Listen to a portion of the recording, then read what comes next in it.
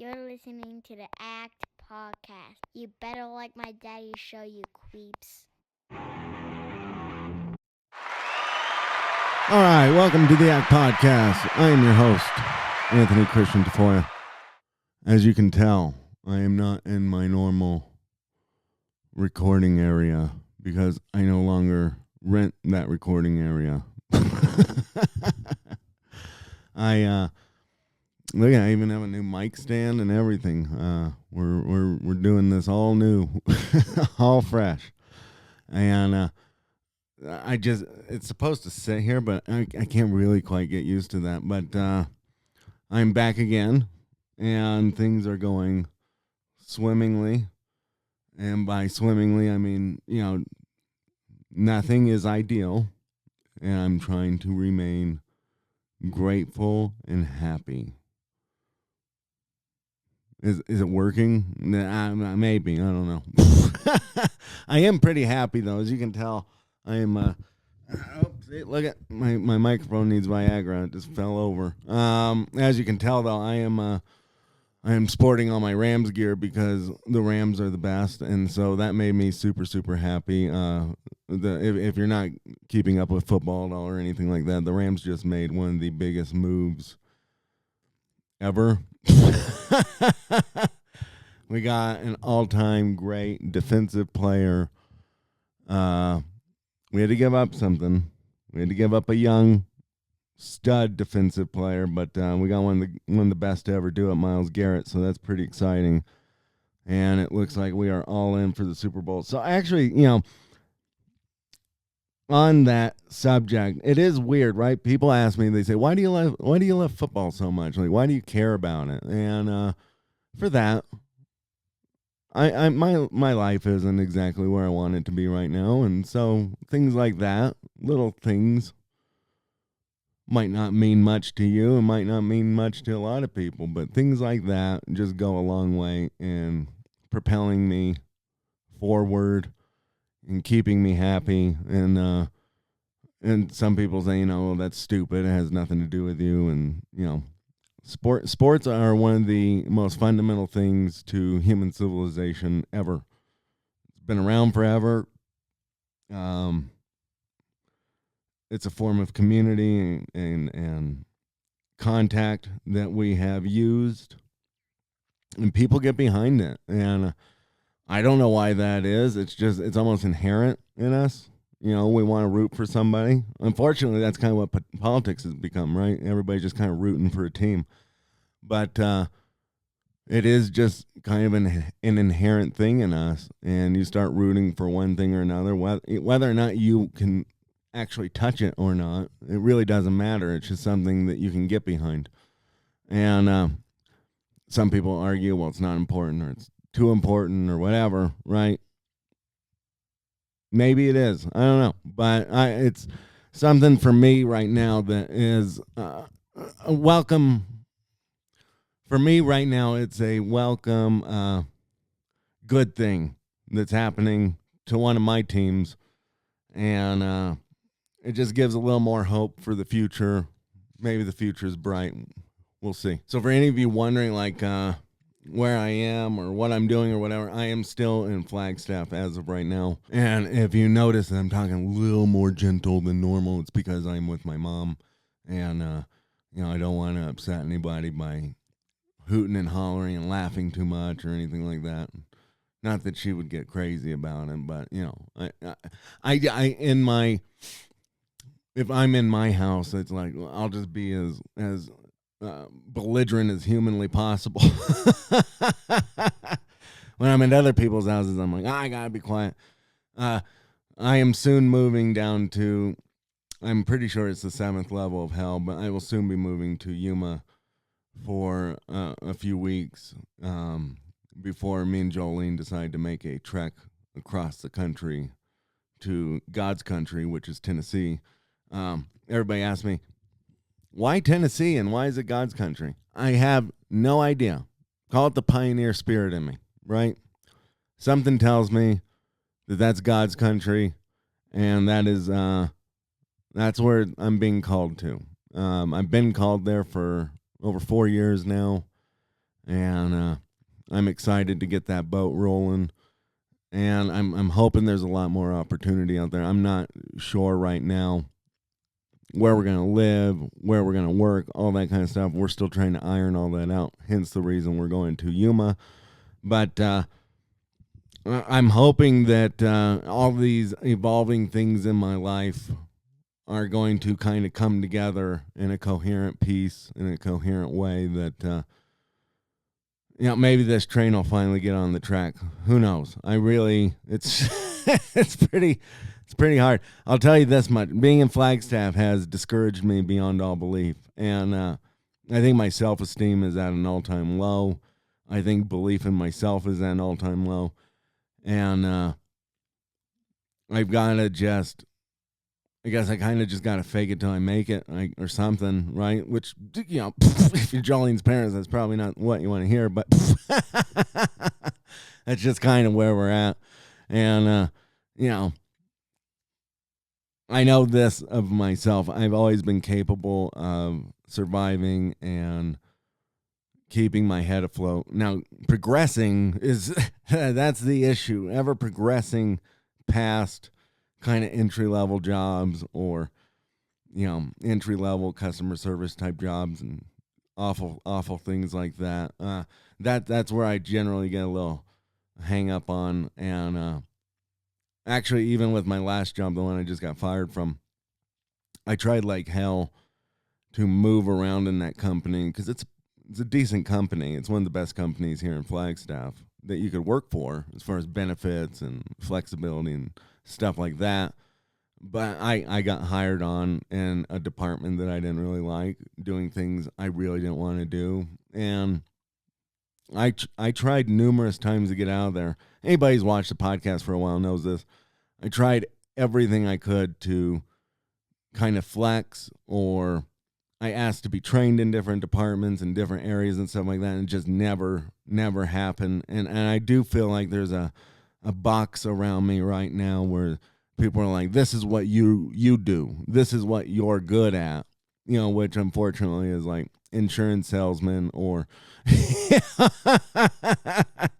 or fast food manager and stuff like that, which that when everybody's looking at you like that's all you can ever do and that's all you can ever be, it starts to weigh on you a little bit. And I'm middle aged, I guess. I guess I would consider myself middle aged, but I don't think anybody envisioned this or wanted this as the path forward, but this is what you're getting. And so it's up to me now to fucking figure it out and be determined to not let myself get boxed in. Like, that's something I've just been thinking about a lot. Like, society is really eager to put you in a box and just stick you on a shelf and say that's where you belong. And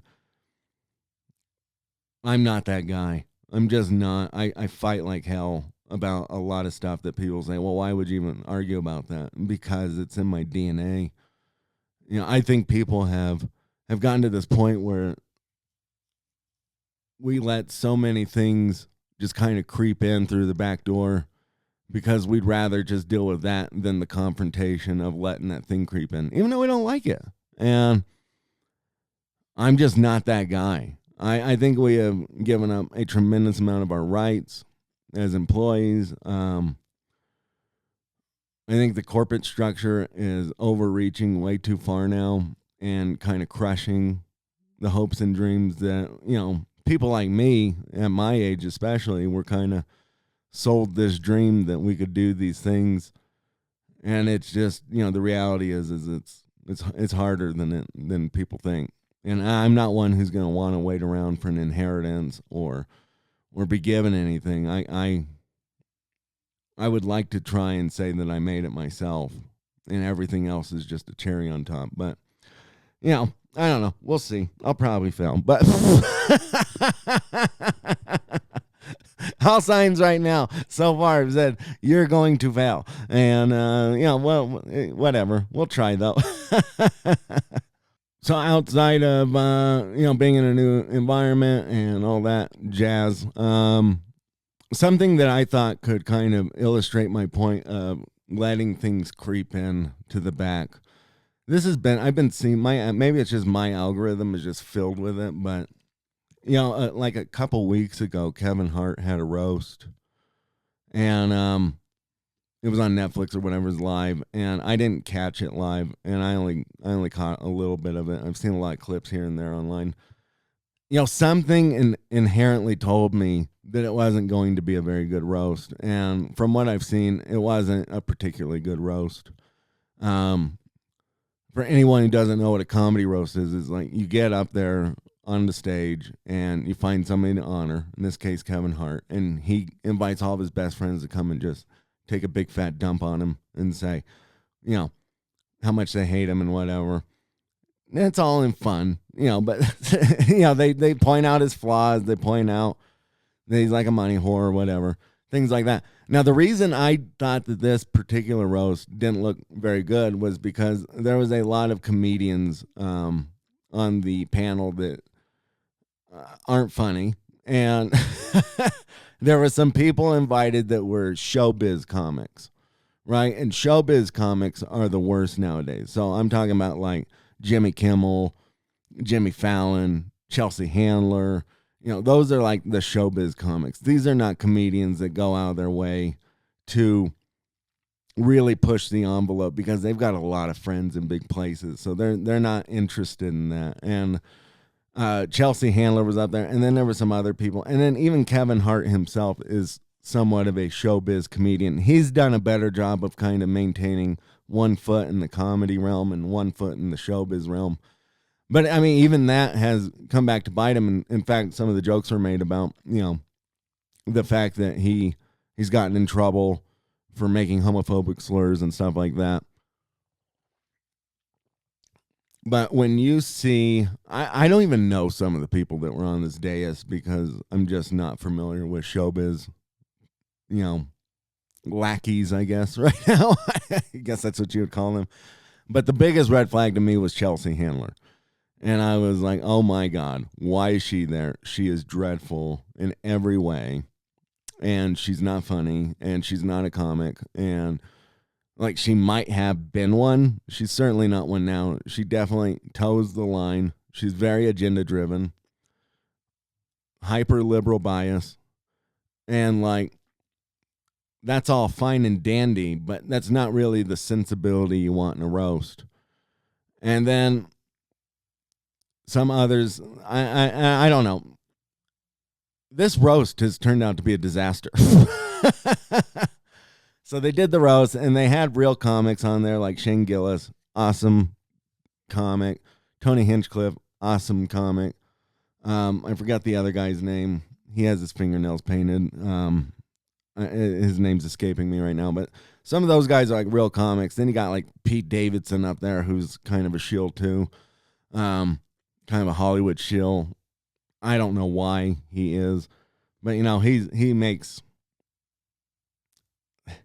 he's just another. He's kind of like one of those industry plants and stuff like that. Surprisingly enough, they did get Cat Williams, true comic. The true comics did fine and showed up to play. All the industry people and showbiz people that Kev wanted up there were awful, and they've been awful since, and everybody has freaked out since.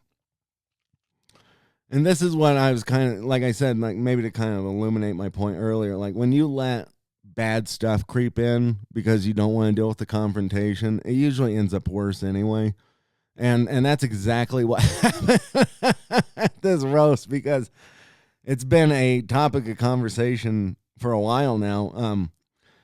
It's kind of illuminated a few things. Like, one, Chelsea Handler is an insufferable bitch, and it just cannot let her agenda just take a break. Just take a break for one effing night, man. Like, just chill out. She's all like, well, even though black people might not have cared, or some of the black people might have cared, I think those jokes are offensive to all black people and stuff like that. Like, has she never seen a roast? The whole point of a roast is so that you can say all these things at the expense of people, right? You can make fun of fat people, you can make fun of gay people, you can make fun of black people, you can make fun of white people, you can make fun of whatever you want. That's the whole point. It's supposed to be uncensored and unbarred. And then you get these insufferable people like Chelsea Handler up who are just like, no, we need to maintain liberal sensibilities around these things. These are protected classes of people. Like, you have no business being at a roast, then, bitch. Like, leave. You need to leave.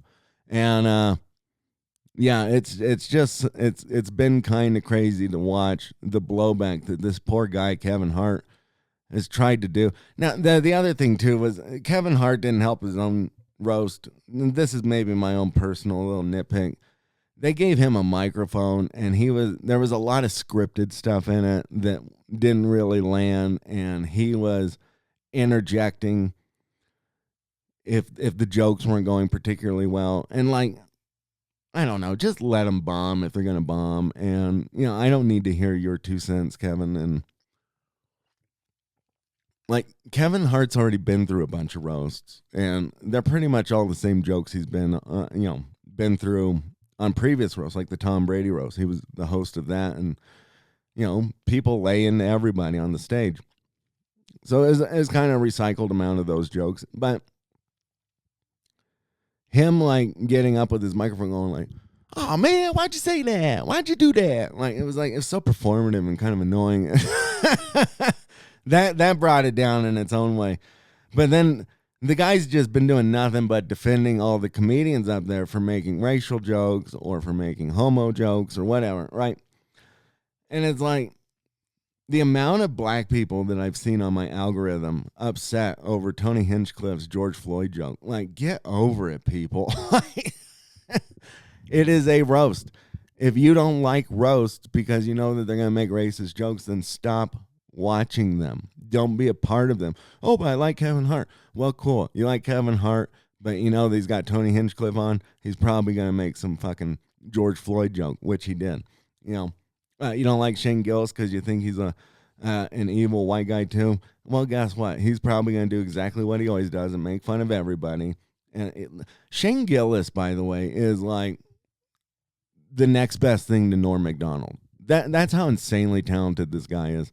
He is the one and only true blue new comic who is killing it and who is actually hilarious. He's not pontificating. He's not, like everybody goes on and on about Dave Chappelle. Oh, he's so funny. Is he? Or is he just like always going after clap applause? What do they call it? Clapter?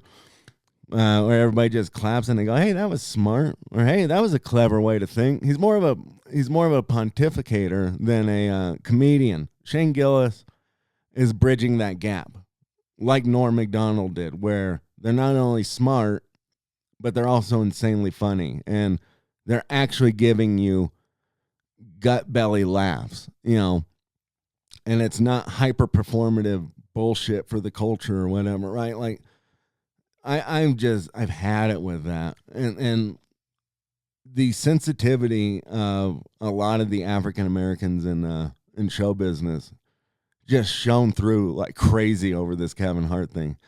And poor Kevin's having to sit there trying to defend it and whatever, but yeah, not a great look for everybody involved. I think the only people that did well were the actual Jay. I think it's Jay Okerson was the other guy's name. The guy I couldn't remember. I think it's Jay Okerson. Him, Shane. It seemed like Pete Davidson did okay, but Jeff Ross. I can't believe I'm forgetting Jeff Ross. Jeff Ross did good. All the actual comedians did good, and Kevin does good enough, and so it's just the blowback on that though. I'm like, and that's how you will ruin roasts forever now, is by inviting all of the wrong people on stage. Like, we cannot afford to do that again. Otherwise, there was like a weird period of time up until that Tom Brady roast where there were no roasts done because people were hyper offended and overblowing everything. And I think it was Bruce Willis was one of the last roasts done on Comedy Central. They used to always be done on Comedy Central. And then there was like a 6-7 year gap until Tom Brady shows up. And Tom Brady was a champ for doing that, man. He was like, let's do it. Let's go all in. And it worked out really well. And then Kevin Hart might have just damn near ruined it again by inviting all the wrong people up. It's one thing if they're just going to comment after the fact, like Steven Jackson or Stephen A. Smith or whoever. It's another when you have the actual panelists like Chelsea Handler commenting after saying how offended she was and how awful it was and how bad she felt for people. Like you don't want to do that. If you're going to do a roast, make sure everybody is thick-skinned and willing to just be down to hear anything, say anything. That's the way you got to do these roasts. If you let that dumb shit just creep in, man, it's going to ruin them forever again. And we'll just probably get to a point where we just never do them. Everything's so fragile right now. I don't think we should be taking the time to try and offer it up on a platter to people. You know what I mean? Like, here, just take this. Like, no, we like it's so fragile. We're in this weird moment where like we had this extreme backlash to the overcorrection, the over politically correct thing from a few years ago to where now it's kind of in this weird middle ground. That culture war is starting to bubble and brew up again. Which way, Western man? Definitely not the way where we can't make any jokes is the way I don't want to go. I don't want to go that way. I want to go the opposite. So anyway, thank you for being patient. I will try and get more episodes out before I leave my mom's, and hopefully I'm going to try and do one a day. We'll see. Don't hold me to that because I've been incredibly tired and stressed, but I'm calming down a little bit now, and so hopefully I'll be able to put these out more regularly. And then you'll see my new digs. Oh, excuse me. And then you'll see my new digs in Yuma. I'll probably just be like a fried egg on a sidewalk, just slowly dying and cooking out there. Anyway, thank you all for checking out the channel. Like, subscribe, pass it along, share it. Let me know what you want to talk about. Let me know what you want to hear. This is The Act.